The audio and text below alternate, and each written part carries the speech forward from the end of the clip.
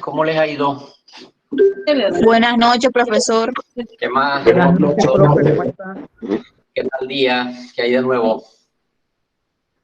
Buenas noches, doctor. Buenas noches, ¿cómo están ustedes? ¿Cómo me les acabó de ir en el día de hoy?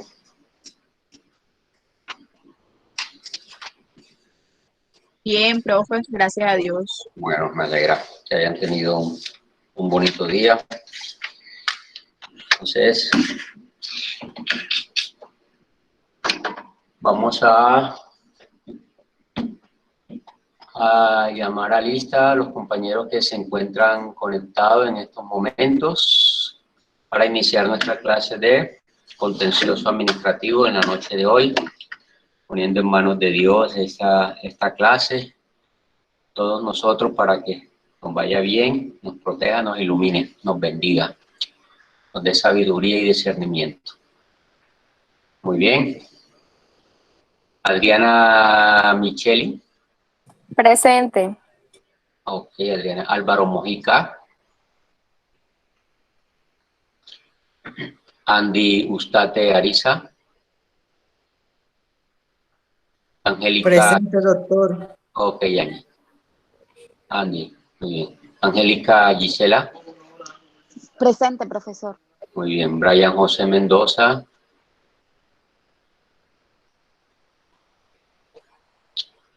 Camila Dayana. Presente, profesor. Ok, Camila. Daniel Barragán. Presente, profe. Bien, Daniel. Daniela Fuentes. Presente. Ok, Daniela. Stephanie Wiches Torres. Presente, Doc. Buenas noches. Noche, Stephanie. Fabián Andrés Ojeda. Presente. Ok, Fabián Martínez Pitre. Presente, doctor. Muy bien, Fabián Hernández Jesús. Presente, profe. Ok, José Eduardo Wilches. Presente, profesor. Muy bien, Karen Méndez. Buenas noches, profesor. Presente. Buenas noches, Karen. Leda Córdoba García.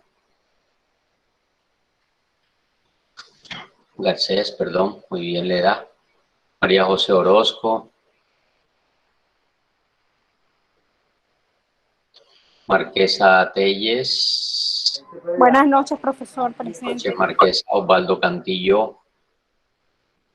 Presente, profe. Buenas noches. Noche, Osvaldo. Rafael Montes. Presente, profe. Ok. Buenas noches, profe. Muy bien, María José, listo. Gracias, no te preocupes. Rodrigo Pérez. Presente, doctor. Presente. Rodrigo. Rosa María San Miguel. Presente, profe. Buenas noches. Buenas noches. Rosa Obregón. Presente, buenas noches. Buenas noches, Rosa. Salomé Carrillo. Buenas noches, doctor. Presente. Buenas noches, Salomé. Silvana Margarita. Presente, profesor. Buenas noches. Vanessa Paola Díaz. Buenas noches, profe. Presente. Buenas noches, Vanessa. Yaire Castro. Presente, profesor. Buenas noches, Yaire. Yarili Sepúlveda. Presente, doctor. Muy bien. Yonomani Yasmina. Presente. Ok, ¿a quién no llamé? ¿Quién se conectó ahora que no pude llamar? Profesor Romero, llegué en este momento. Lice López. Listo, Aura, muy bien. Lisette, ok, muy bien, Lisette. Doctor, buenas noches. Buenas noches, Álvaro doctor. Mojica, no Álvaro, ya lo había llamado, Álvaro. Muy bien, no lo escuché. sí. ¿Ya? ¿Listo? Brian Mendoza, profe. Brian, sí, muy bien. Muy bien, 34 compañeros conectados la noche de hoy. Bueno, profe, buenas noches. Apenas me acabo de conectar. Listo, Orlando, muy bien. Ok, entonces vamos al tema. Vimos el grupo número 4 intervino con la revocatoria directa de los actos administrativos. Terminamos ese tema, ¿cierto? grupo 4. Sí, señor. Ya. Sí, profe, ya listo. Muy bien.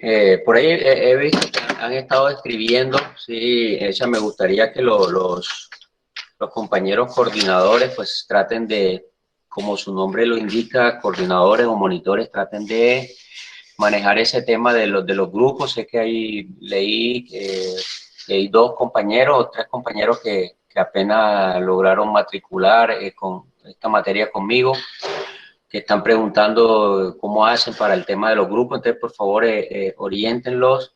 De igual manera, no sé qué de los grupos ya distribuidos, quiénes tienen temas, quiénes están pendientes por temas, para ir definiendo cada uno de los temas. No se queden grupos sin tema o no se queden temas sin grupos asignados. Entonces, no sé, Profe, María José o Hernán. está asignado hasta el grupo número 9, que es de los medios de control, y se repartió hasta nulidad electoral. Hasta ahí llegamos. Profe, buenas noches. Yo quisiera pedirle por favor el tema número 7, la de capacidad, representación y postulación, por favor.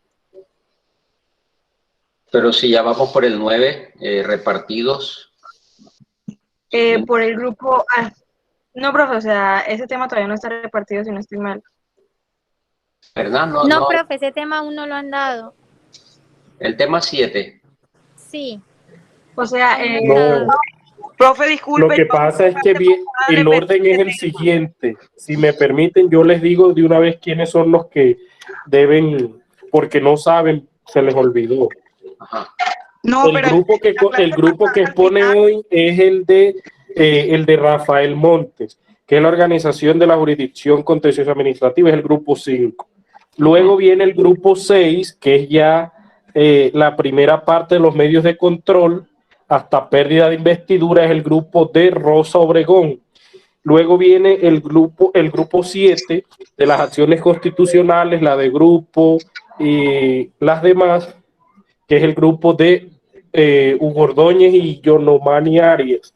El grupo 8, que es el que viene nulidad, restablecimiento de derechos y controversias contractuales, el grupo número 8, que es el de Leda Córdoba, Orlando y Fabián. Y el 9 es la acción de repetición, el ejecutivo y la nulidad electoral, el de Yairet Castro, Susana y Aura.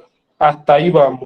O sea, están todos. Bueno, doctor, Hernán, mire, al final de la clase, el jueves, yo le dije, doctor, yo voy a agarrar el tema de capacidades, y usted me dijo que sí. No, yo no reparto. Ya ese está. O sea, yo coordine, por eso le dije, coordinen con los monitores, porque yo, o sea, no llevo control de nada, no llevo anotado nada. Bueno, profe, entonces con respecto a ese tema, nosotras, el grupo... Ya Hernán, ya escucharon a Hernán. Disculpe. Hernán, nosotras hablamos con Hernán y le pedimos el tema número 7, que es de capacidad, se lo pedimos hace 2 semanas. Y más, yo creo. Sí, profesor, un momento. Él puede contar con eso, que nosotros le escribimos y se lo pedimos. Hernán, escúchame un momento. En la lista que tú enviaste al grupo, mi grupo, que está integrado por Álvaro Mojica a la cabeza, es el grupo 7, según la lista que enviaste. Y la clase pasada, el profesor dijo quién quería el tema de medios de control ordinarios y yo tomé ese tema para mi grupo. No.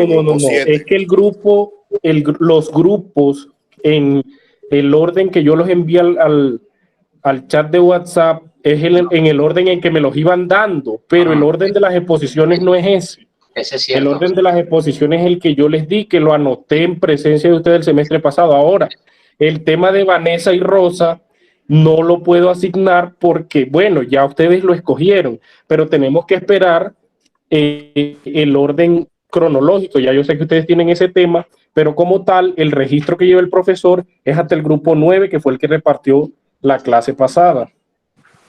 Sí. Pero mira, Hernán, te comento, mira lo siguiente, mira, el tema que nos correspondió me pareció que el profesor ya lo acaba de nombrar ahí y no estaba asignado a mi grupo, según lo que él dijo, que los medios de control ordinario, nulidad por inconstitucionalidad, nulidad simple, es reparación directa. El profesor lo nombró hace un momento a otro grupo.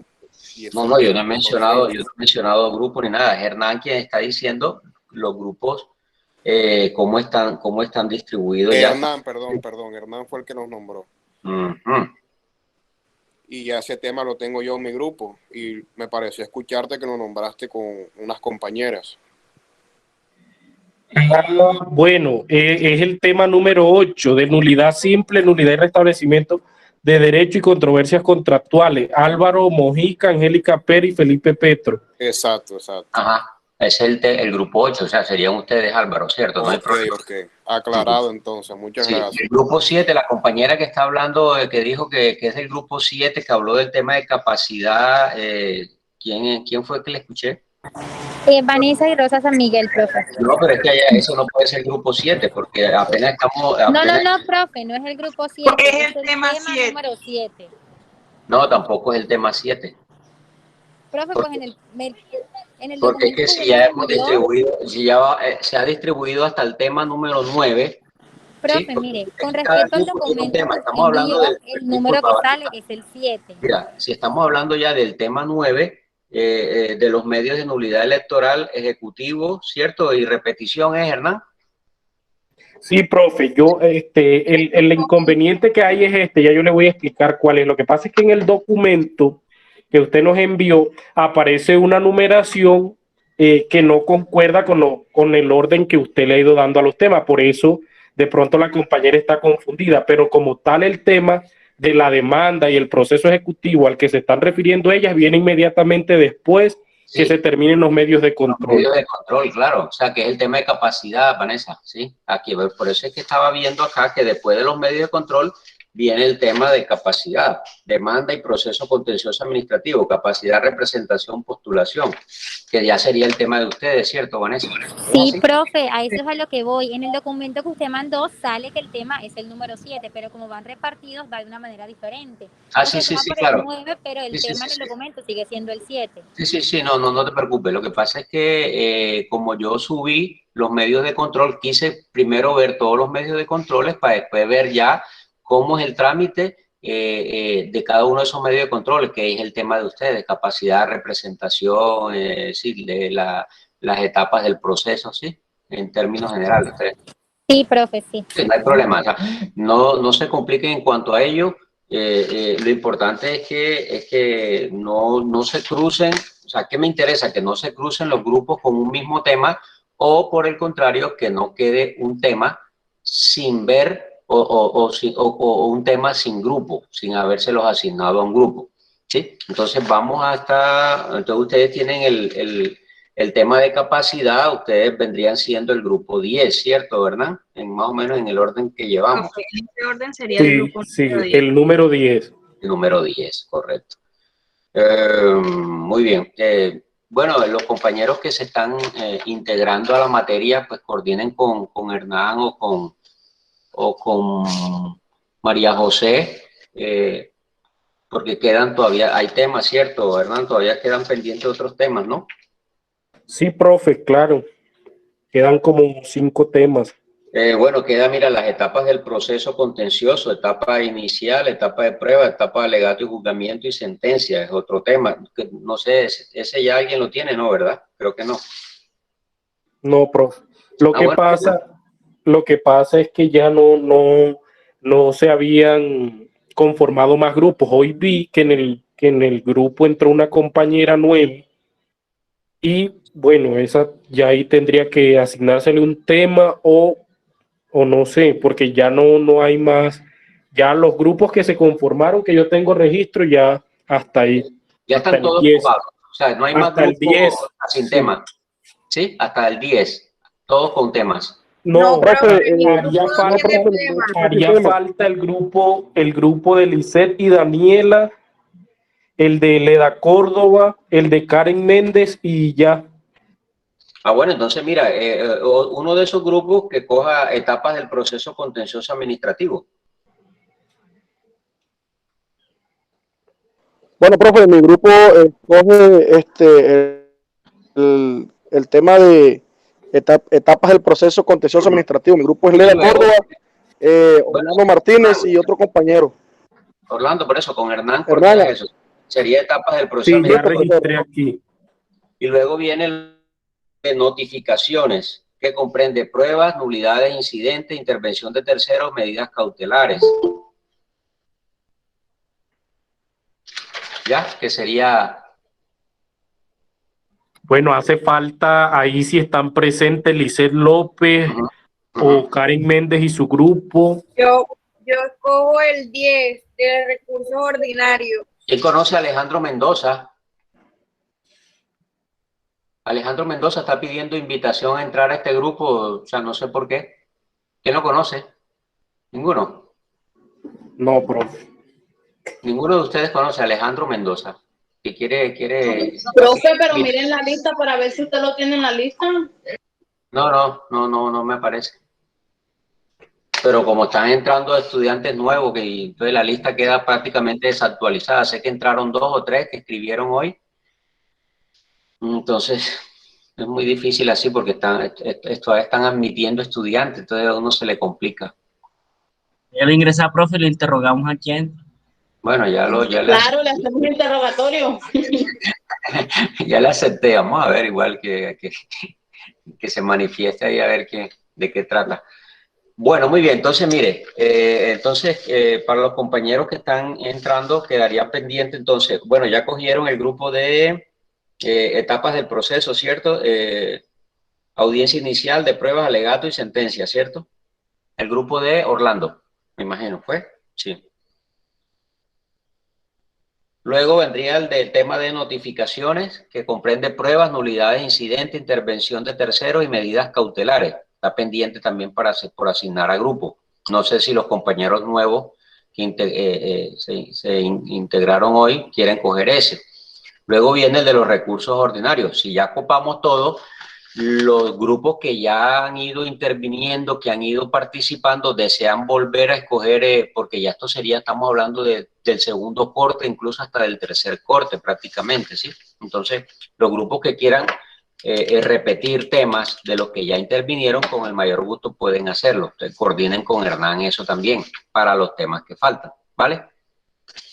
Eso lo vamos dejando para las siguientes clases. Está más o menos pendiente, entonces, 1, 2, 3 temas prácticamente. ¿Oyeron? Para que ustedes coordinen eso, los compañeros que ya han intervenido, de los grupos que quieran coger alguno de esos temas finales que prácticamente son ya quedan casi para el tercer corte, ¿vale? Bueno, entonces vamos hoy con el grupo número 5. Grupo número 5, que es la organización de la jurisdicción.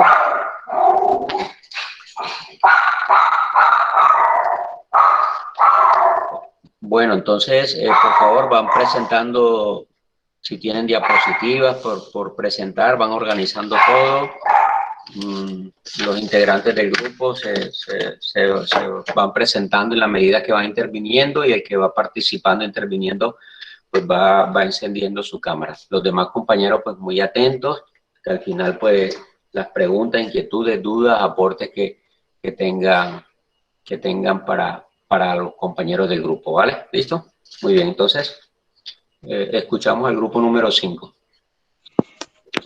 Buenas, profe, un momentico, ya conectamos todo lo referente al tema de las diapositivas. Un momentico y ya continuamos.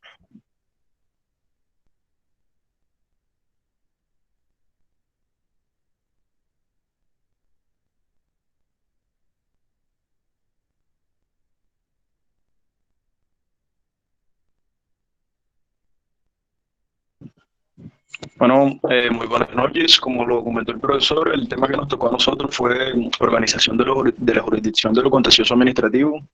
El grupo está conformado por mi persona, Fabián Ojeda, por el compañero Osvaldo Cantillo y por Rafael Montes. Hermano, pase la diapositiva, por favor. Así como lo ven en la diapositiva, no es más que la jurisdicción de lo contencioso administrativo está instituida para para, además de dar a conocer o conocer lo que está en la Constitución Política, también está para conocer las leyes especiales, de las controversias y los litigios originados de los actos, de los contratos, de hechos y operaciones que están sujetas obviamente al derecho administrativo, que tengan que ver las entidades públicas y los particulares que ejerzan funciones eh, de administración. Compañero, pase la diapositiva, por favor. Esto, pues el tema que nos tocó a nosotros, como ya lo mencioné, además habría que definir unos principios, unos principios y objetos que tienen esta jurisdicción. Además como lo ven ahí en la diapositiva, podríamos decir que esta integración o este objeto más bien, como son los procesos que se adelanten ante esta jurisdicción de lo contencioso administrativo, como ya lo había comentado, y tienen por objeto la efectividad de los derechos reconocidos en la Constitución Política, como ya lo acabé de mencionar. Además, en virtud del principio de igualdad, todo cambio que alcance esta jurisprudencia sobre el alcance contenido en la norma, y que esta obviamente debe ser expresa y suficientemente explicado y motivado en la providencia que lo contenga. Quiere decir que todas las sentencias que se emitan a través de esta organización debe estar fundamentada en lo que ya les mencioné en la primera diapositiva. Además de esto, podemos recalcar, pásale la diapositiva, por favor. Bueno, ahí había no sé por qué no sale, pero en esta integración, ya, ahí apareció. Está integrado por el Consejo de Estado, los tribunales administrativos y los juzgados administrativos. Iniciando, yo voy a definirle qué es todo lo referente con el Consejo de Estado. Seguidamente siguen mis compañeros con los tribunales administrativos y juzgados administrativos también. Pásalo, compañero. Bueno, esto tiene una determinación de unas competencias. Todas estas están contenidas en el artículo 156, que tienen diferentes competencias. Entre estas tres está una competencia por razón del territorio. Ahí, si lo ven, se puede decir algunos que pude anunciar, como es que pueden determinar en los de nulidad por lugar en donde se pidió el acto, también en los de nulidad y restablecimiento, en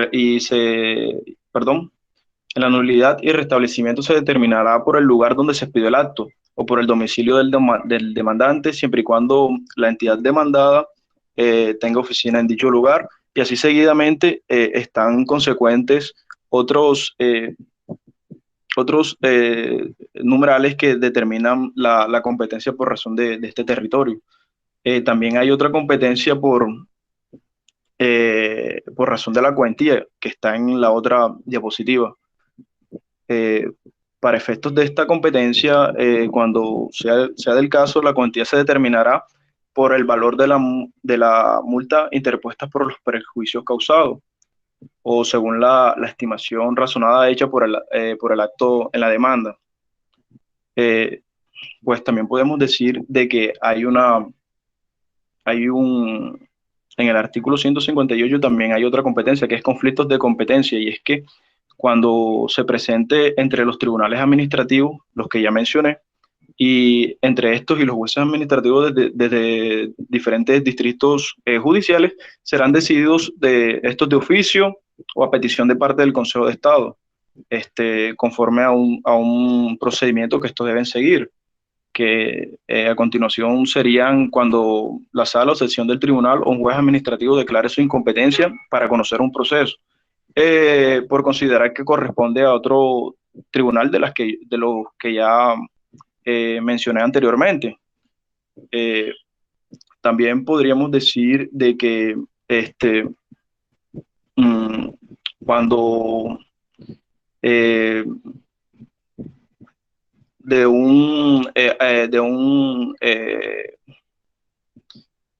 de un tribunal a otro, este se dirija a ordenar a remitirlo, y mediante el auto que él ordena remitirlo a dicho tribunal, contra esto no recorre ningún recurso, perdón, de reposición contra el auto que determine hacia dónde se va a dirigir el proceso.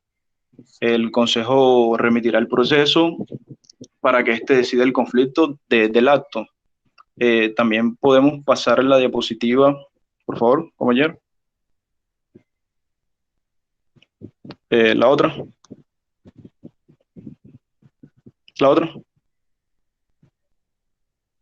Bueno, ya aquí ahora sí entramos a lo que tiene que ver del Consejo de Estado, que como lo vemos ahí, tiene una integración y una composición. Está integrado, este Consejo de Estado está integrado y tiene una composición de un Tribunal Supremo del Contencioso Administrativo, un Cuerpo Supremo Consultivo del Gobierno, y estos estarán integrados por 31 magistrados.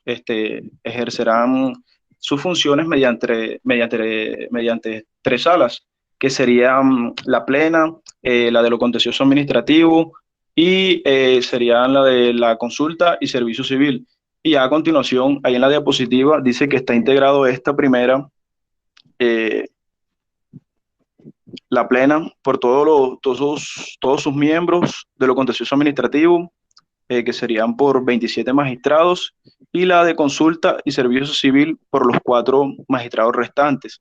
Esto igual también tendrán una sala de gobierno conformada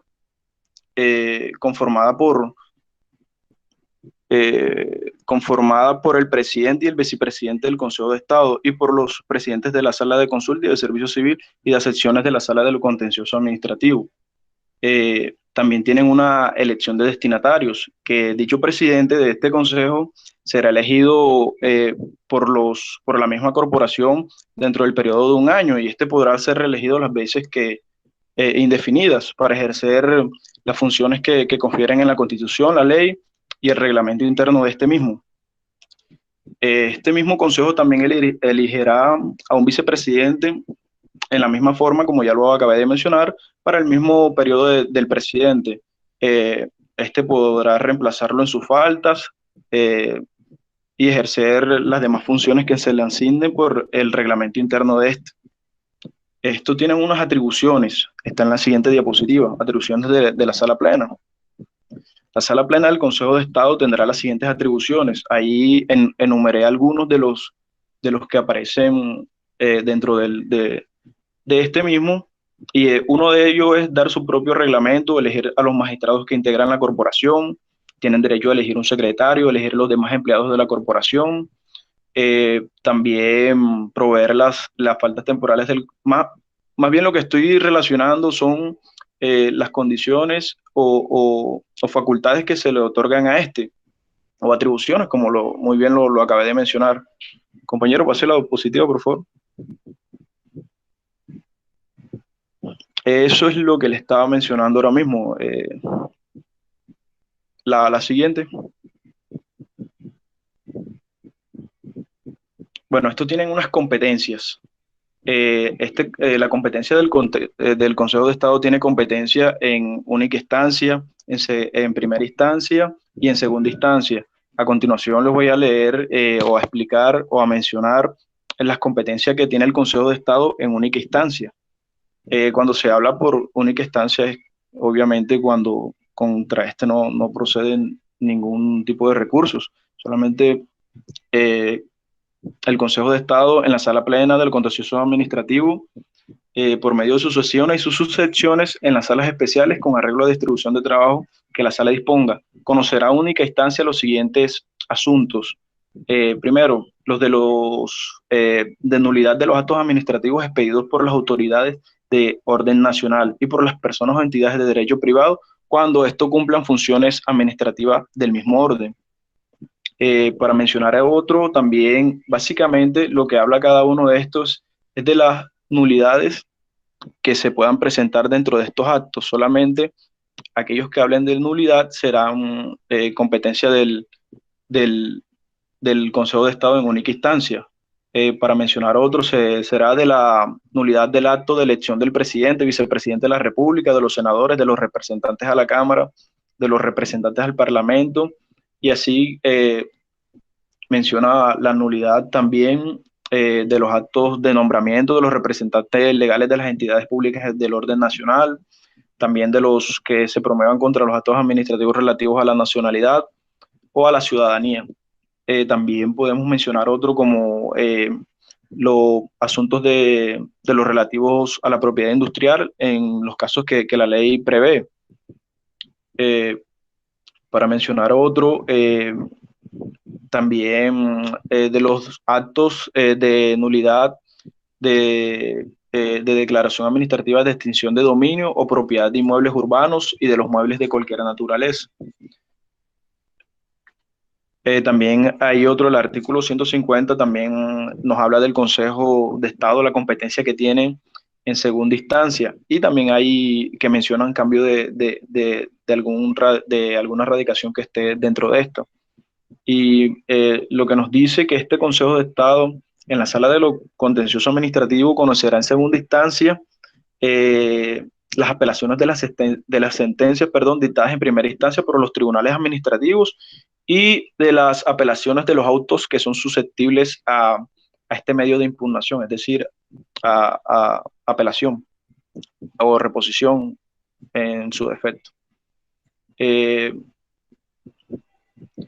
El Consejo de Estado en la Sala de lo Contencioso Administrativo conocerá también las peticiones de cambio de erradicación de un proceso o actuación que se podrá disponer excepcionalmente cuando el lugar en donde se esté adelantando dicha circunstancia existe una circunstancia que pueda afectar el orden público, la imparcialidad, la independencia de donde se va a administrar la justicia de dicho acto. Compañero, pase la diapositiva. Bueno, eso es lo que les acabo de explicar básicamente. La otra, compañero. Dale un momentico atrás. Ahí. Como ya lo estaba mencionando, como lo mencioné ahorita, sino que el compañero no pasó la diapositiva a tiempo, el Consejo de Estado en segunda instancia, como ya lo mencioné, solamente a través en esta sala solamente se conocerá en segunda instancia las apelaciones y como ya lo mencioné, las sentencias dictadas en primera instancia. Seguidamente, antes de que finalice la exposición, se darán unos ejemplos de cada uno de estos y ya sigue y continúa el siguiente compañero.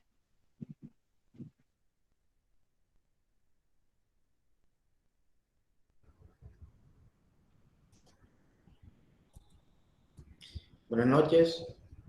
Bien, bueno, mi nombre es Osvaldo Cantillo. Yo les hablaré de los tribunales administrativos, recordando que en el CEPACA, exactamente en el título 2, se nos habla sobre la organización de lo contencioso administrativo y que a su vez en el título 1 encontramos la integración de dicha organización, es decir, como dijo el compañero, el Consejo de Estado, los tribunales administrativos y finalmente los juzgados administrativos. Entonces yo le voy a hablar sobre los tribunales administrativos.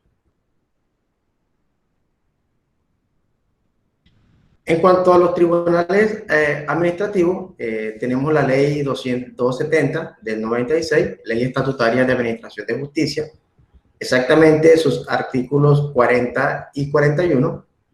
Por supuesto que también tenemos al Código de Procedimiento Administrativo y Contencioso Administrativo en sus artículos 122 y 123. Entre lo que se nos dice sobre estos tribunales está el hecho de que fueron creados por la Sala Administrativa del Consejo Superior de la Judicatura para cumplir una serie de funciones que son determinadas por la ley procesal, en específico en cada distrito judicial administrativo. Se nos dice también que están integrados por mínimo 3 magistrados y que estos magistrados ejercen sus funciones en salas únicas, con excepción del Tribunal Administrativo de Cundinamarca. Actualmente existen, bueno, según lo que leí, actualmente existen en Colombia 26 tribunales administrativos. Muy bien, en cuanto a la estructura orgánica de los tribunales. Bueno, según los artículos 122 de la Ley 1437 del 2011 y el artículo 40 de la Ley 270 del 96, los tribunales administrativos ejercen sus funciones por medio de la sala plena, ahí como vemos en el cuadrito primero, ¿sí? Y que está conformada por todos sus miembros. Está la sala de gobierno, también están las salas especializadas y también están las salas de decisión plurales e impares de acuerdo con la ley.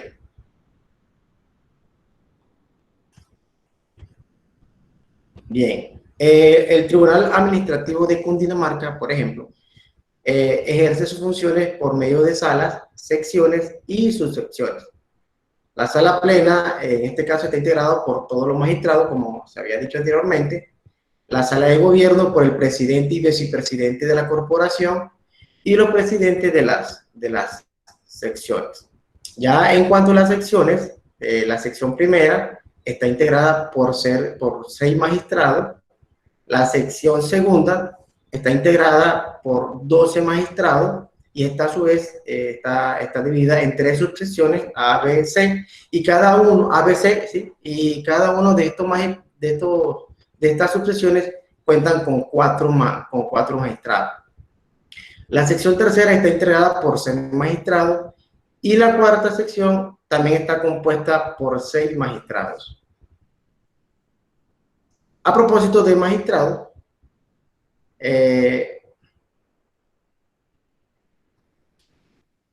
a propósito de magistrado y en cuanto a la estructura orgánica, se requiere para ser magistrado, válgase la redundancia, del Tribunal Administrativo, los siguientes requisitos.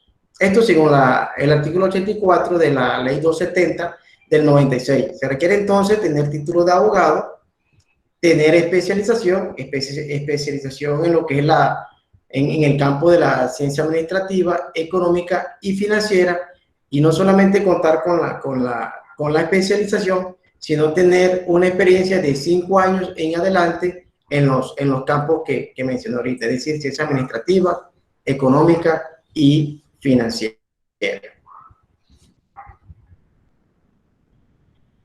Muy bien, en cuanto a la función de los tribunales administrativos, contempla el artículo 123 del CEPACA y en coordinación el artículo 41 de la Ley 270 de 1996, que la sala plena de los tribunales administrativos, recordemos que la sala plena está conformada por todos los magistrados, que la sala plena de los tribunales administrativos cumplirá las siguientes funciones. Tenemos entonces en la primera ilustración que desde las listas entregadas por parte de la sala administrativa del respectivo Consejo Seccional de la Judicatura, tendrán los magistrados que elegir los jueces de lo contencioso administrativo, por lo que podemos entonces decir que se está hablando de una función administrativa.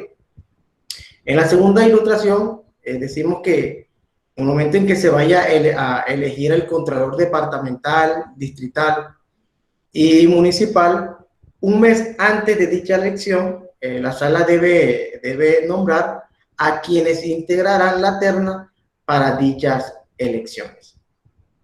La sala plena también tiene que hacer como especie de una evaluación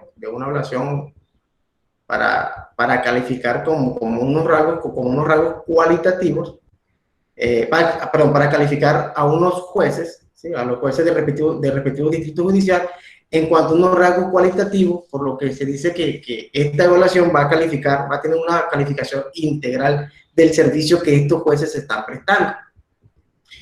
Y hay una cuarta función de tipo judicial en la medida que media, por un lado, entre secciones y subsecciones de un mismo tribunal ya relativo a lo que es la competencia, y por otro, entre jueces administrativos de un mismo distrito.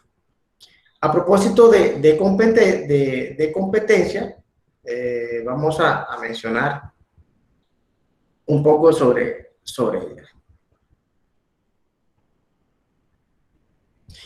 En esta parte de competencia nos debemos remitir ya a la reforma que hizo la ley 2080 del 25 de enero del 2021 al CEPACA, exactamente, pues en el caso que nos concierne, que es los tribunales administrativos, exactamente los artículos 27 y 28, que modificaron los artículos 151 y 152 del CEPACA. Entonces tenemos el artículo 151, que habla de las competencias de los tribunales administrativos en única instancia, que con la modificación estableció que dichos tribunales conocerán del proceso de única instancia cuando se trate de la definición de competencias administrativas entre entidades públicas del orden departamental, distrital, municipal o entre cualquiera de ellas cuando están comprendidas en un mismo territorio de jurisdicción, en su mismo territorio. También nos dice este artículo modificado que dichos tribunales conocerán del proceso en única instancia cuando se trate de las observaciones que formulen los gobernadores de los departamentos acerca de la constitucionalidad y legalidad de los acuerdos municipales y sobre las objeciones a los proyectos de ordenanza por los mismos motivos. Esto pues en grandes rasgos.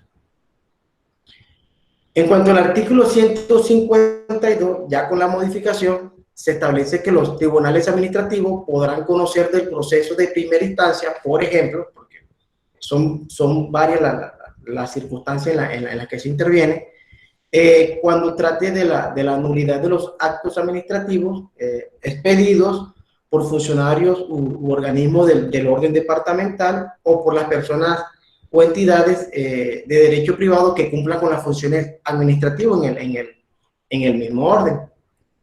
Y para concluir, ya por último tenemos ya el artículo 153 del CEPACA, que no sufrió modificación por la ley 2080 del 2021, y el cual establece que los procesos que pueden conocer los tribunales administrativos, en segunda instancia, serían aquellas que traten de las apelaciones de las sentencias dictadas, así como dice literalmente en la diapositiva, a saber, aquellos que traten de las apelaciones de las sentencias dictadas en primera instancia por los jueces administrativos y de las apelaciones de autos susceptibles de este medio de impugnación, así como de los recursos de queja cuando no se conceda el de apelación o se conceda en un efecto distinto del que corresponde. Recordemos que este artículo 153 no sufrió modificación a lo que la competencia se refiere. Muchas gracias, compañero. Ok, muy bien, Osvaldo.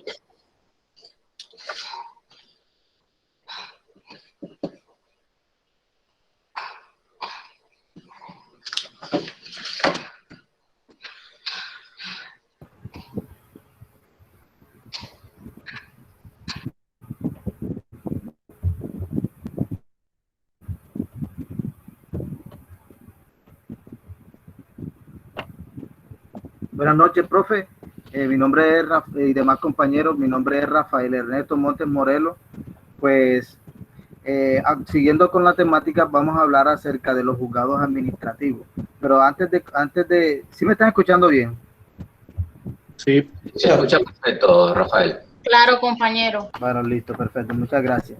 Bueno, antes de conocer, digamos que de por qué surgieron los juzgados administrativos, haremos una breve reseña histórica de lo concerniente a cómo surgió estos juzgados administrativos. Pues para ponerle fin a esas, digamos, inexcusables, digamos que opiniones o omisiones que ha tenido el Consejo Superior de la Judicatura con respecto a esa dotación y funcionamiento de la Administración de Justicia. En ese tiempo solamente existían los consejos y los tribunales, el Consejo de Estado y los tribunales administrativos. Existía una amplia congestión judicial, de tal manera que el Consejo de Estado en su momento logró resolver, digamos, y fallar una acción popular donde le ordenaba unas medidas presupuestales al gobierno para que se dé un funcionamiento inmediato a esos juzgados administrativos que fueron adoptados por la ley 1270 del año 1996, que es la famosa estatutaria de la Administración de Justicia. Asimismo, también con la finalidad se implementó esta ley y se tomó esa decisión para que los colombianos puedan acceder y reclamar con eficacia y la serenidad en estos procesos de lo contencioso administrativo. Amplió, digamos, que esas funciones que le fueron atribuidas a esos juzgados administrativos que la ley 446 del 98 pues le atribuyó. Asimismo, también se establecieron la capacidad física que el Consejo le otorgó a ese tipo de funciones, lo que permitió en ese tiempo establecer un optimismo, una eficacia en esa jurisdicción como tal. Siguiente diapositiva, compañero. Bueno, ya sabemos que el juzgado administrativo pues tuvo una gran modificación con respecto a lo que se trataba del Código de Procedimiento Administrativo y de lo Contencioso Administrativo, Ley 1437 del 2011, fue modificado, actualizado por la Ley 2080 del 2021, el 25 de enero exactamente. Esta, pues, sí, no se ve muy bien, Miguel. Bueno, hablamos acerca de esos juzgados administrativos, van a conocer de los procesos presentados de única instancia y primera instancia.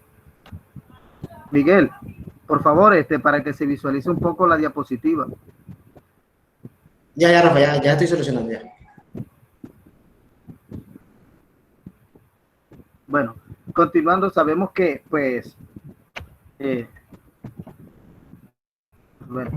bueno, esta integración y composición de los jueces, de los juzgados administrativos, fueron creados por la ley 42 de la ley 200, del artículo 42 de la ley 270 del 96.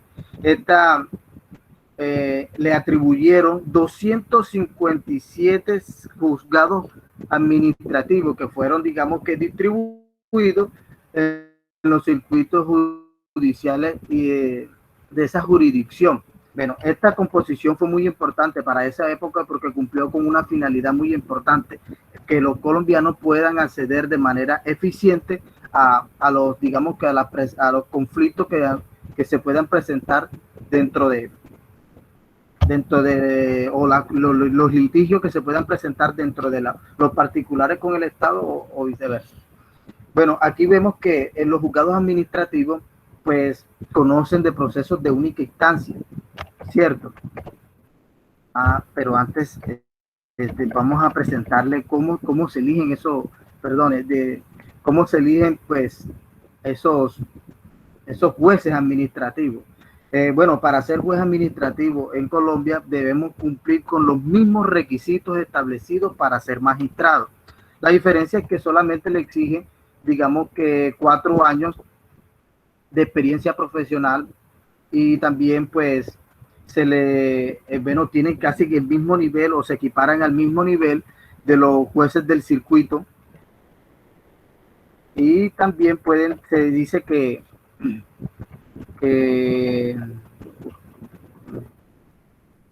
bueno, eso también pues cuenta con una serie de requisitos que son indispensables para que ellos, como son la preparación o la formación académica, que también es un factor indispensable para que estos puedan ejercer, digamos, con idoneidad el cargo en los cuales se presentaban. Estas atribuciones y funciones que pues se le dan a los juzgados administrativos ya sabemos, como lo han manifestado mis compañeros con anterioridad, contribuyen a resolver ese tipo de controversia, litigios que se presentan entre entidades estatales y con personas particulares o entidades públicas o que prestan estos servicios públicos. A continuación vamos a establecer cuál es el conocimiento que los juzgados administrativos deben de conocer.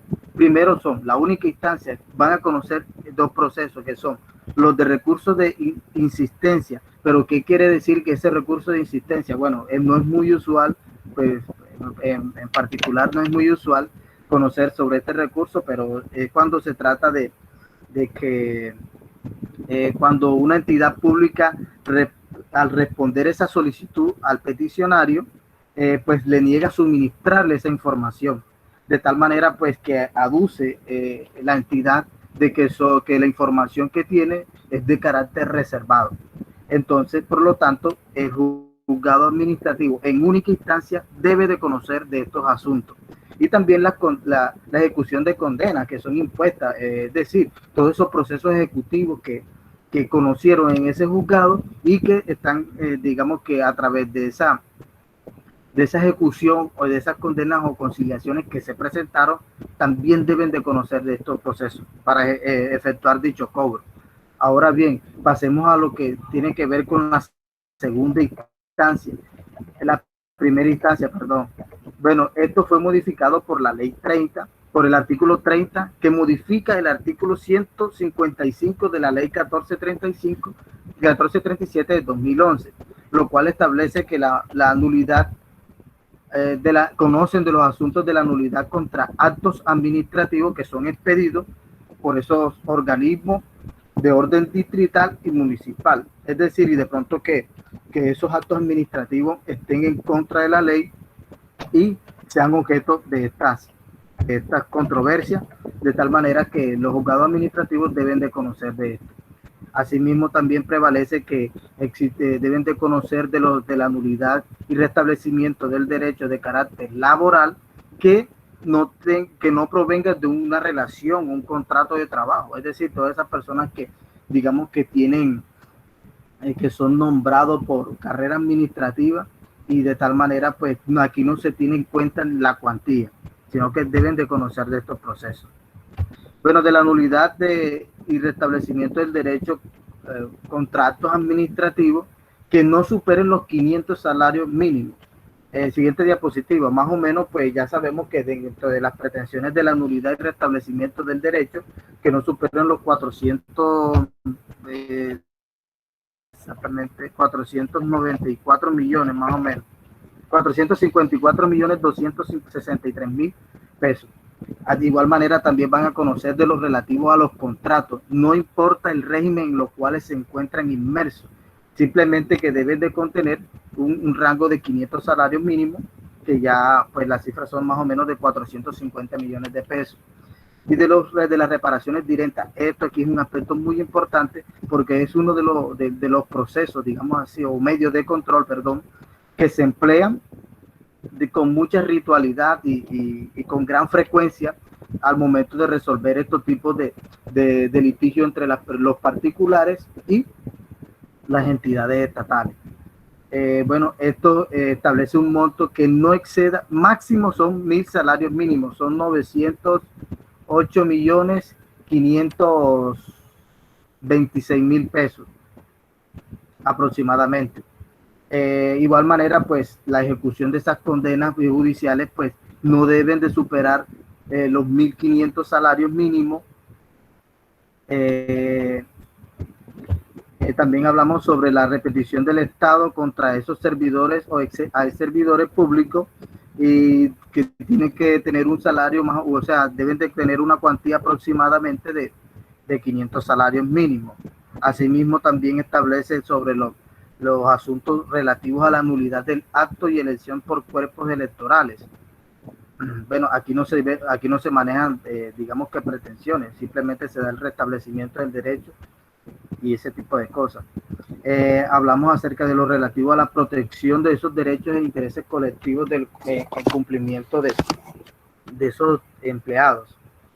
Y de los medios de control, pues, de reparación de perjuicios causados a un grupo determinado. Esto no debe superar más de 1.000 salarios mínimos, es decir, 908 millones. Siguiente diapositiva, compañero. Bueno, esto ya sabemos que todos estos asuntos debe de conocer los juzgados administrativos en primera instancia, así como la nulidad y calificación de los proponentes, también de la nulidad de los actos administrativos del distrito y los municipios o entidades descentralizadas. Aquí pues también hablamos sobre la nulidad y restablecimiento del derecho contra actos administrativos de carácter disciplinario. Aquí no se tiene en cuenta la cuantía tampoco. En fin, bueno, siguiente diapositiva, compañero. Bueno, hablemos ahora acerca de la competencia por razón del territorio. Bueno, esto fue modificado por la ley 2080 en su artículo 31, que modificó el artículo 156 de la ley 1437 de 2011. Aquí existe una serie de reglas, una serie de lineamientos que debemos conocer con precisión, dentro de los cuales encontramos que la mayoría de las cosas que se presentan aquí, en estos, digamos que en estos puntos, hablamos sobre el acto donde se expidieron dichos actos administrativos. Entonces, hablamos acerca de la nulidad, en los cuales se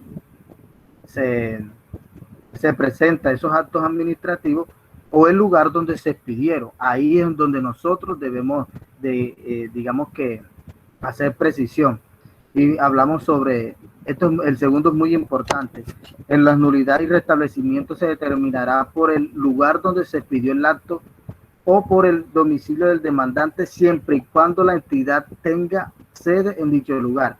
Es importante precisar este acápite debido a que nosotros siempre debemos tener claro que al momento, cuando vamos a establecer la nulidad y restablecimiento del derecho, tenemos que presentar la demanda en el lugar donde se me expidió el acto, siempre no en el lugar del domicilio del demandante, siempre y cuando digamos que en ese donde reside, digamos que el demandante, pues exista, digamos que una entidad principal o una sede, digamos así, que conoce de estos asuntos. Hablamos de los contratos de que se originan, ahí es con respecto a esas relaciones contractuales con el Estado, es donde se prestó el servicio como tal, y donde se llevó a cabo la firma o el pacto o ese acuerdo bilateral que hubo entre las partes. Y también hablamos de los asuntos, esa reparación directa que también es muy importante, donde se originaron esos hechos, esos sucesos como consecuencia de, digamos que de una acción u omisión por parte de las entidades estatales. Es en el lugar donde se presentó la vulneración o esos hechos. Se debe presentar la demanda. De igual manera también hablamos de que se promueve el monto en de esas asignaciones de impuestos, la tasa o contribuciones nacionales, donde se debió presentar dicha declaración de renta. Es decir, digamos que si un contribuyente debió, digamos que en Valledupar, debe de presentar la demanda donde prestó su servicio, y para eso existe, digamos que una jurisdicción, digamos así, en ese sentido, una parte en el territorio donde linderan todo ese tipo de impuestos y tasas, donde pueden presentar estos litigios. También hablamos acerca de las sanciones o ese tipo de imposiciones moratorias que se establecen por parte de las entidades estatales. Es el lugar donde se llevó a cabo o se dio origen a ese tipo de sanciones. Y con relativo a los medios de control y cumplimiento, bueno, se determinará el domicilio por parte del accionante. Siguiente diapositiva, compañero. Más que todo, la síntesis de la competencia por territorio es el lugar donde siempre se originaron los hechos, los sucesos. Siempre se tiene que presentar la demanda en eso, por regla de 3. Siguiente diapositiva, compañero. Bueno, con respecto a la competencia por razón de la cuantía, es importante precisar que para determinar la competencia, si la demanda que nosotros vamos a elaborar le pertenece a los jueces administrativos o tribunales administrativos o el Consejo de Estado, debemos de precisar o cuantificar o realizar dicha liquidación de daños y perjuicios, y de esta manera podemos clasificarla dependiendo del rango de salarios mínimos. Ahí vamos a ubicar quién es el competente para conocer de estos asuntos litigiosos. Observamos que en el primer acápite la cuantía se determinará por el valor de las multas impuestas o de los perjuicios causados. Dentro de esas multas impuestas o los perjuicios causados, encontramos que en la demanda existen unos perjuicios que el demandante solicita con la finalidad de que pueda ser reclamado, resarcido por parte del Estado, y establece una estimación razonada de esos perjuicios, donde el actor los establece en sus pretensiones. De tal manera, estos perjuicios pueden ser perjuicios materiales y perjuicios inmateriales. Encontramos dentro de esos perjuicios materiales lo que son el daño emergente, el lucro cesante pasado o consolidado, y encontramos el lucro cesante futuro. Y en los daños inmateriales, en los perjuicios inmateriales, encontramos lo concerniente a los daños morales y los daños a la salud. Del mismo modo, encontramos que la demanda se acumulan varias pretensiones. Cuando en una demanda se acumulan varias pretensiones, sean por la parte de los perjuicios inmateriales o perjuicios materiales, vamos a determinar y a seleccionar para determinar la cuantía de proceso la que tenga mayor pretensión. Ahorita más adelante les esbozaremos un ejemplo de todo lo que hablaron mis compañeros con respecto al Consejo de Estado. Tenemos un ejemplo, Consejo del Tribunal Administrativo y los jueces administrativos. Hablamos de que la cuantía se determinará por el valor de las pretensiones, así como lo había manifestado con anterioridad. Pues si existen varias pretensiones, nosotros cogemos y sumamos de una u otra forma todos esos daños que posiblemente queremos que la entidad estatal, digamos que cumpla con el resarcimiento de esos daños. Podemos sumar todas esas cuantías y aplicarles el salario que devengaba el salario mínimo para ese tiempo, para la fecha de los sucesos. Eso también es muy importante tenerlo en cuenta, no el salario actual, sino el salario para donde se originaron los hechos. Y la cuantía, ya sabemos que con respecto a ese tipo de sanciones se llevará a cabo con respecto a todos esos impuestos, sanciones y moratorias, con respecto a esas contribuciones que debe pagar el contribuyente al estar inmerso en una situación de esta. Siguiente diapositiva, compañero.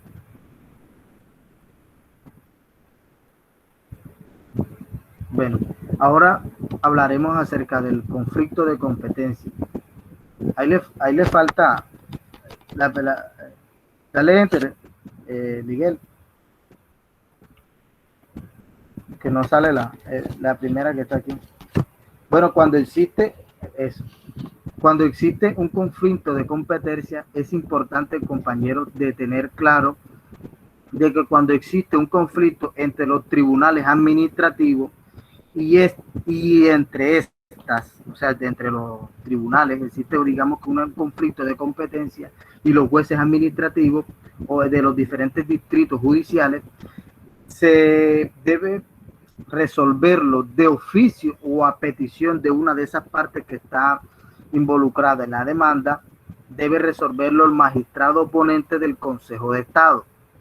De igual manera, podemos decir que en otro asunto, para resolver los conflictos de competencia, cuando un tribunal o un juez administrativo se declara su incompetencia, este debe remitirlo a otro distrito judicial. Y si valga, digamos que ese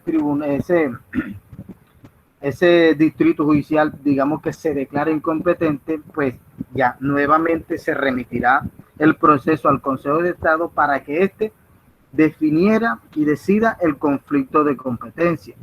hablemos de otro escenario indispensable, que es que si existe un conflicto de competencia, se presentan entre los jueces administrativos de ese mismo distrito, debe resolverlo o decidirá resolverlo el magistrado ponente del tribunal administrativo. Mire que nos vamos a la parte superior.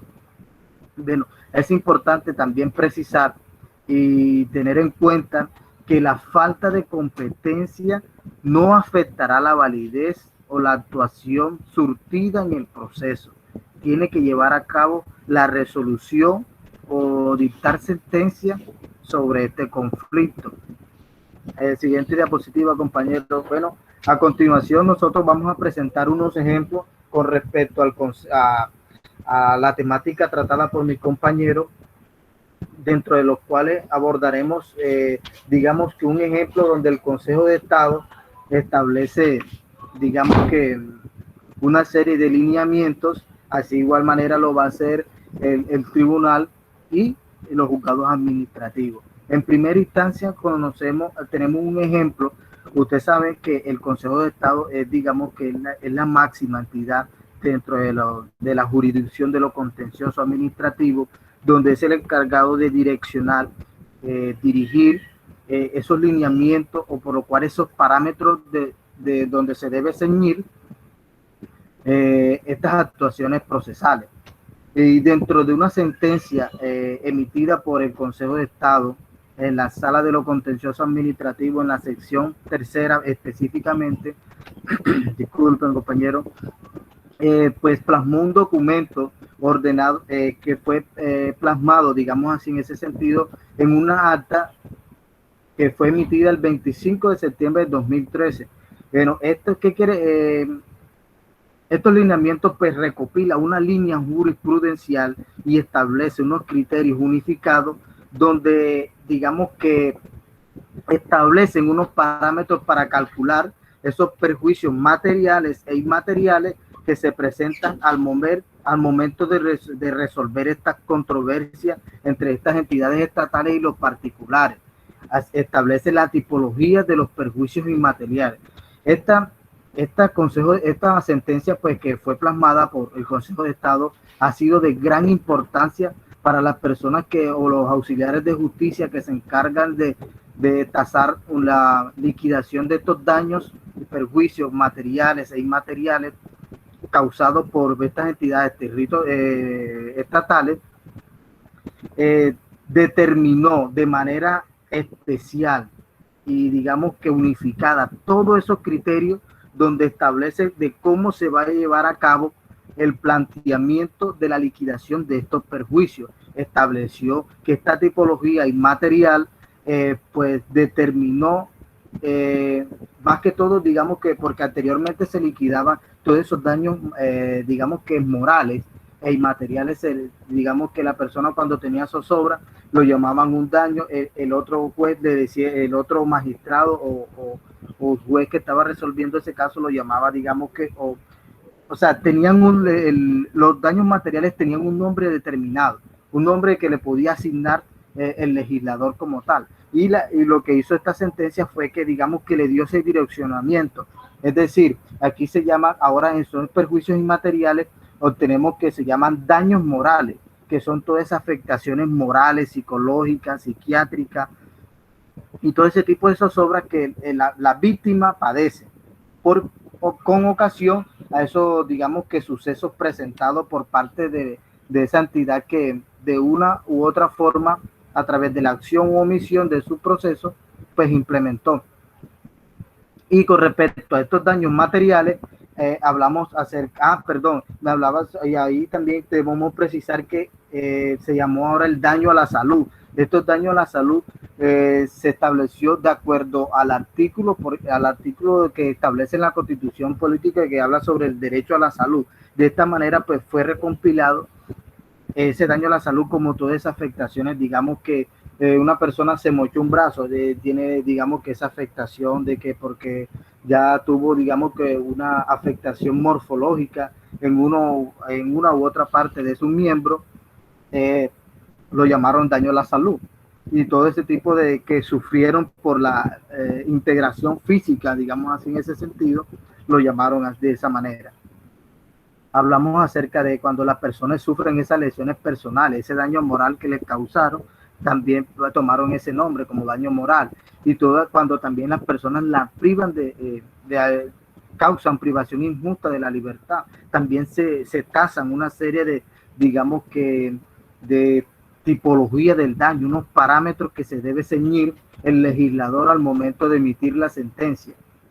Y hablamos acerca de una excepción por lo cual esos daños morales deben de tasarse. Máximo en Colombia, el legislador debe otorgar, digamos que, una cuantificación del daño de 400 salarios mínimos legales mensuales vigentes. Máximo eso, pero esto debe justificarlo y darle una plena validez para que estos daños sean cancelados por parte del Estado. Bueno, compañeros, pues sigamos con el otro ejemplo. Bueno, con respecto a los tribunales administrativos, para no leer, digamos que todo eso, le hablemos en resumidas cuentas, hablamos acerca de que un ciudadano, mediante una demanda, digamos que la presentó en el 2006, el señor se llama Julio, presentó una demanda, una reparación directa, un medio de control, por lo cual él se vio afectado porque el Ejército Nacional, a través de sus operaciones, fue capturado y privándolo injustamente de la libertad, lo cual los alejó de la familia. El señor se dedicaba, digamos que era un campesino y tenía, digamos que mantener un núcleo familiar. Ahí se relacionan a sus hijos menores y a una serie de familiares que entran en la demanda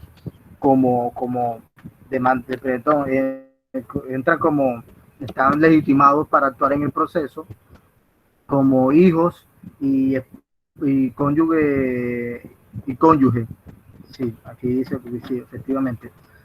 Esta demanda también presenta una serie de daños que fueron, digamos que solicitaron unas pretensiones dentro de los cuales le exigía a la nación, a la Fiscalía General de la Nación y al Ejército Nacional, que son, digamos que responsables solidariamente por esos daños y perjuicios causados al demandante, al que fue privado de la libertad, y a su núcleo familiar, de tal manera que esos daños materiales fueron cuantificados por un daño emergente por valor de 10 millones de pesos, que fue que en ese tiempo le pagó al abogado para que, digamos que lo representara en todas esas diligencias judiciales.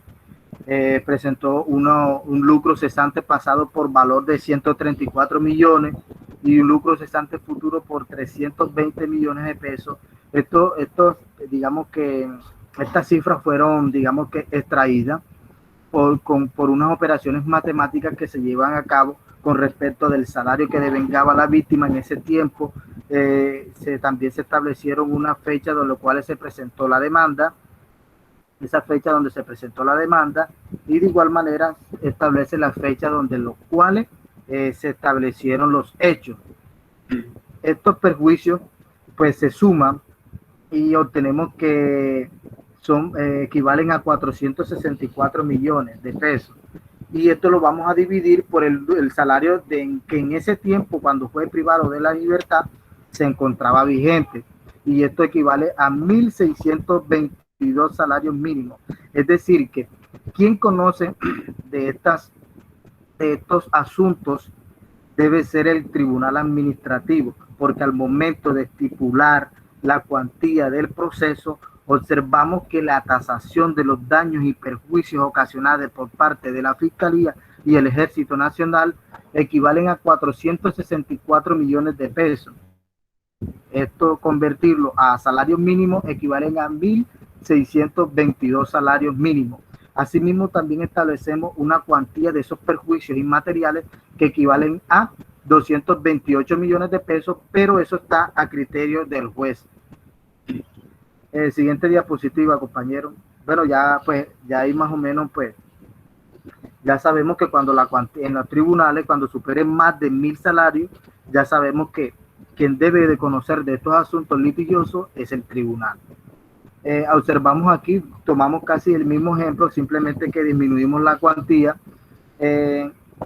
Observamos los mismos sucesos, que fue privado, fue capturado el señor Julio por el ejército, lo puso a disposición de la fiscalía y lo privaron injustamente de la libertad, sabiendo que pues tenía una familia que él atender y brindarle todo su apoyo, de tal manera que dentro de las pretensiones de la demanda, ellos exigían que el ejército y la fiscalía fueran los responsables en el resarcimiento de esos daños, por lo cual se estipularon de la siguiente manera: que el daño emergente fue por 1 millón, el lucro cesante por 34 millones, el lucro cesante futuro por 91 millones de pesos.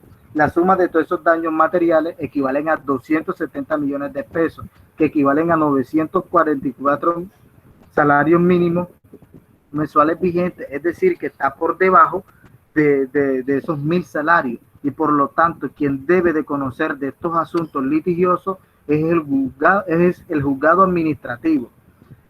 Bueno, de esta manera, compañeros, hemos dado por terminado nuestra exposición.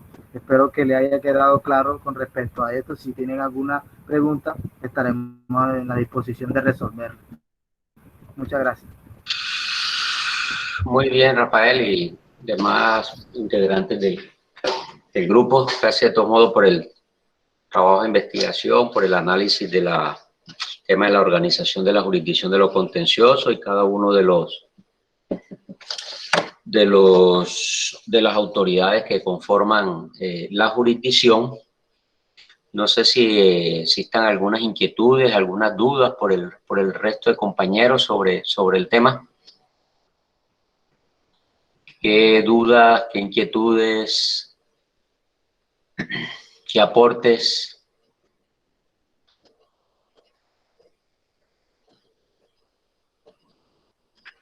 Bueno, yo solo para comentar, ya que ellos hicieron alusión cuando refirieron lo concerniente a las competencias y hicieron mención a la ley 2080 del 2021, pues manifestarles que estas modificaciones a las competencias en la jurisdicción de lo contencioso y concretamente en lo del Consejo de Estado, los tribunales administrativos y los juzgados administrativos, por disposición de la misma ley, en su parte final se indica que estas competencias entrarán a regir a partir de año siguiente de la expedición de la respectiva ley que modifica la 1437 o el actual CEPACA. Entonces, en el tema de competencias, pues indiscutiblemente la determinación de competencia en estos momentos es la que está consagrada o consignada en la ley 1437 o conocida como CEPACA o Código de Procedimiento Administrativo de lo Contencioso Administrativo, que a partir del momento de la expedición de la ley 2080 y su publicación, debe transcurrir un año para darle aplicación a las nuevas competencias establecidas para estas autoridades. Entonces, era como hacer el comentario, pues los compañeros muy bien que hicieron el análisis sobre el tema de las competencias aplicando la ley 2080, pero recordemos que estas cuantías y por ende la determinación de las competencias a través de las mismas entrarán a regir un año después de la publicación de esta ley. Creo que era el comentario que quería hacerles sobre el particular, el tema de competencias. Los demás pues sí han ido entrando en vigor o en vigencia en virtud de la expedición de la ley 2080 del 2021 en lo que concierne a algunas modificaciones que se hicieron. Pero específicamente el tema de competencias, que ellos lo tocaron muy a fondo en aplicación de la ley 2080, pues quiero manifestarles que en estos momentos siguen rigiendo y vigente la determinación de competencia y el tema de cuantía con base en la ley 1437 del 2011. ¿Oyeron? No sé si hay alguna otra inquietud, alguna otra duda, algún otro aporte que hacer, algún otro comentario. Rafa. Sí, claro, profe, es que efectivamente, pues, sí. Sí. Sí, profe, digamos que digamos que hacer un breve relato sobre la cuantía de los procesos. Es que yo pienso que para mí, yo no sé, pues, a mi criterio personal, pues la cuantía del proceso es, digamos que, es el elemento fundamental por lo cual nosotros vamos a dirigir o digamos que a utilizar esta jurisdicción de lo contencioso administrativo. Primero uno lo que tiene que determinar al momento de acceder a esta jurisdicción es la cuantificación de estos perjuicios, debido a que esto nos va a determinar si nos encontramos inmersos en, digamos que en los juzgados administrativos, o si esto a su vez nos encontramos inmersos entre los tribunales administrativos, de tal manera que pues podemos decir que es preponderante identificar a plenitud y tener, digamos que muy claro la identificación plena de estos daños y perjuicios para, digamos que identificar a cuál debemos direccionar nuestra demanda. Muy bien, Rafa, tu aporte. De todos modos, la ley es clara e indica cuáles son los factores para determinar la competencia, ya sea del Consejo de Estado, ya sea de los tribunales o de los juzgados. Ahí la norma en eso es clara, establece cada una de los factores para determinar la competencia, ya sea por el factor territorial, ya sea por el factor cuantía. Entonces, es dirigirnos a la norma cuando tengamos dudas sobre quién es el competente para conocer de un medio de control que nos toque presentar en nombre de alguna persona, pues es para no incurrir en ese error, que no, pero igual no pasaría nada, simplemente que se perdería un tanto de tiempo, porque presentarla, por decir algo, ante un juzgado de reparto administrativo, cuando realmente la competencia es de un tribunal, entonces mientras ese juzgado administrativo conoce de la misma y decide que no es el competente por el factor cuantía, ¿sí? Y que el competente es el tribunal y ordena remitirlo a través de la oficina judicial a los tribunales, pues ahí se está perdiendo un valioso tiempo. Entonces hay que tener mucho cuidado en la praxis, tener mucho cuidado al momento de presentar un medio de control, realmente saber cuál es la autoridad competente para conocer del mismo, ya sea por factor territorial, por factor conexidad, o ya sea por el factor cuantía. Entonces hay que estar muy atento a ello para no cometer ese error. Pues, indiscutiblemente no pasaría nada, simplemente que se pierde un poco de tiempo, porque lo que hace el juzgado respectivo, si observa que no es el competente para conocer de ese medio de control, pues ordena remitirlo al competente a través de la oficina judicial. Pero recordemos que allí se pierde un valioso tiempo. Entonces, en la práctica hay que tener mucho cuidado con eso. Lo que decía Rafa, pues sí, es importantísimo. Entonces, para ello hay que acudir al CEPACA, que es el que está vigente en estos momentos, para poder determinar o establecer si realmente es el competente para conocer de la misma. Muy bien. Profe, yo como para poner en contexto sobre un tema que mencionó Rafa, el que estamos viviendo, no, el que se vive de forma frecuente en la universidad, que es el tema de la anulación de los actos de elección de los rectores. En virtud de lo que expuso el compañero, pude percatarme de que siempre es competencia del Tribunal Administrativo conocer de esta acción, y por eso es que, bueno, cuando se interponen los recursos, de forma inmediata el Consejo de Estado decreta la medida cautelar de suspensión del acto.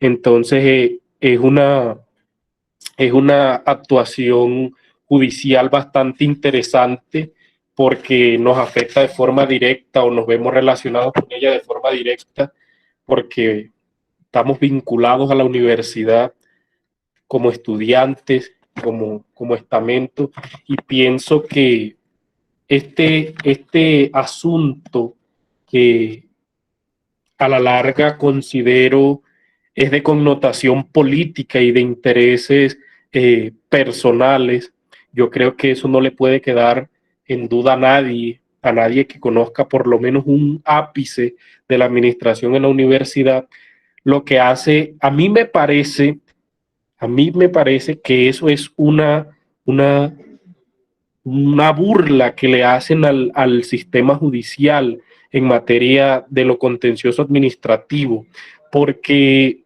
cuando se elige un rector, se espera inmediatamente que se declare su elección para demandar el acto administrativo que pide, pues obviamente, el Consejo Superior. Entonces, ese vaivén que tiene el Consejo Superior en la universidad, bueno, esa es una crítica que yo hago, me parece burlesco, me parece vergonzoso, porque, bueno, yo pienso que la jurisdicción de lo contencioso administrativa, si bien está facultada para conocer de estos asuntos, yo considero que en otra universidad o en otro contexto esto no debiera presentarse y no tener que estar poniendo al Consejo de Estado a decretar suspensión provisional cada 2 meses o cada 6 meses de un acto de elección de un rector. Ese era como un apunte que quería hacer, que, bueno, eso lo conoce por competencia siempre esa demanda el Tribunal Administrativo. Y como se impugnan, como es un juego siempre, se impugna la decisión y va al Consejo de Estado. El Consejo de Estado decreta la suspensión provisional del acto, que es una medida cautelar que solicitan. Y bueno, ese era mi aporte, profe, que creo que va acorde con el tema. Sí, muy bien, Hernán. De todos modos, teniendo en cuenta que la universidad es una entidad del nivel nacional, que tiene unas connotaciones especiales basado en la Ley 30, el conocimiento de esta demanda de nulidad electoral es única y exclusiva del Consejo de Estado en única instancia, ¿sí? A través de la sección quinta, por las condiciones de la universidad. Ya pues, el tema de las suspensiones y algo, pues yo pienso que eso pues deriva mucho de no tener cuidado en la escogencia de los rectores, que está arreglado, ¿no?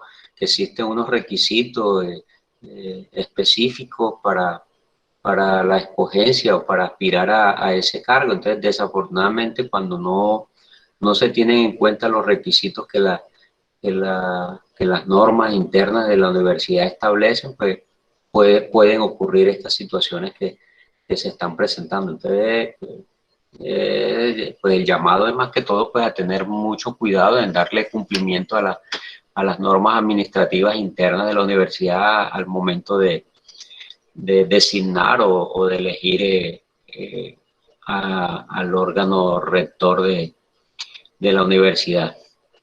Entonces, pues igual, de todos modos, la jurisdicción de lo contencioso está presta que si cualquier persona pues demanda este acto de elección, pues ellos lo que tienen es que determinar en última si le asiste o no la razón y determinar si realmente se encuentra ajustado a las normas el acto de elección o no se encuentra ajustado y procede pues a declarar la nulidad del respectivo acto. ¿Sí? Es así como el comentario adicional a lo que estabas diciendo tú sobre el tema, Hernán. ¿Vale? Bueno, si hay otro compañero que tenga alguna duda, inquietud, aporte que hacer al tema. ¿Quedó claro todo igual? ¿Entendible? Sí, señor. Sí.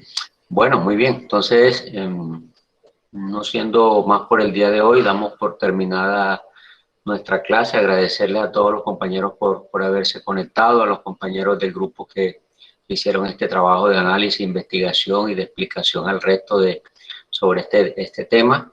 Invitar pues al siguiente grupo para la próxima clase, el día jueves, tener ya su tema preparado. Pues desearles muy buenas noches, que descansen y muchas bendiciones. Dios nos proteja. Doctor, ¿Sí? usted miró en el chat el mensaje que le dejé del compañero Rubel, que no se pudo conectar hoy porque la brisa reventó los alambres del internet. Sí, Que le pide la excusa. No, listo, no te preocupes, Listo. gracias. Feliz noche, profe. Hasta mañana. Bendiciones. Bueno, doctor, que descanse. Bueno, igual. Muchas gracias, profe. Doctor. Bueno.